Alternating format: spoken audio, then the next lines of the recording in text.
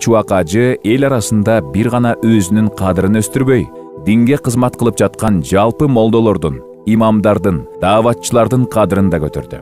Элдин динчилдерге болгон көз карашын жакшы жагына өзгөрттү. Бийликтеги адамдарды динге көңүл бурууга, мусулмандар менен эсептешүүгө аргасыз кылды. Бир сөз менен айтканда, элдин бардык катмарына жагып, баарынын жүрөгүнөн орун алды. Берүүчү да, алуучу да жалгыз Аллах Таала экенин эч бир мусулман тана албайт.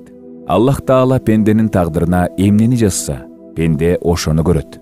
Кыргыз элинин бактысына өзү ырыологон аалым устаздын өмүрү да кыска экенин эч ким билген эмес. Баарыбыз эртең да, бүрсүгүнү да Чубак ажынын сабагына катышып, сурообузга жооп алып, куйкум сөздөрүн угуп, кызыктуу жоопторуна күлүп жүрө беребиз деп ойлогонбуз. Бирок андай болгон жок. 2020-жылдын 11-июлунда ый, кайгы жана муң менен таң атты. Бул күнү атадан жетим калган уул, кыз эле эмес, же күйөөдөн жесир калган жубай эле эмес, аалым уулунан айрылган эл ыйлап таң атырды. Бул күнү жер таянган ата, жөрмөлөгөн бала ыйлады. Бул күнү кылым жашаган кары, 10 гүлүнүн бир гүлү ачыла элек жаш ыйлады. Бул күнү ак жоолукчан эне, ак калпакчан ата ыйлады.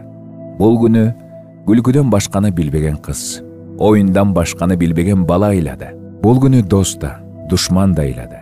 Бул күнү баары ыйлады.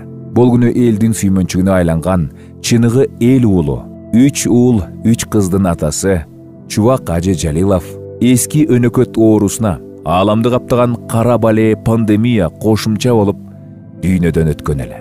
Эл уулу, эл сыймыгы Чубак ажы артына ат көтөргүс эмгегин калтырды. Чубак ажы айткан деген маселелер ооздон оозго, улуудан кичүүгө өтүп, улам-улам жаңылана берерине шек жок.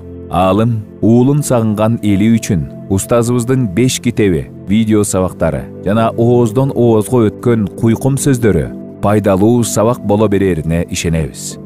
Сиз ар дайым биздин эсибиздесиз.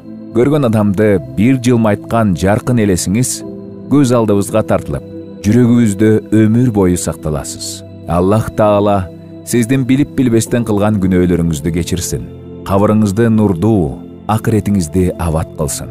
Кыяматта жеңил эсеп менен бейишке киргизсин. Бул дүйнөдө дин үчүн кылган мээнетиңиздин дөөлөтүн акыреттен көрүңүз.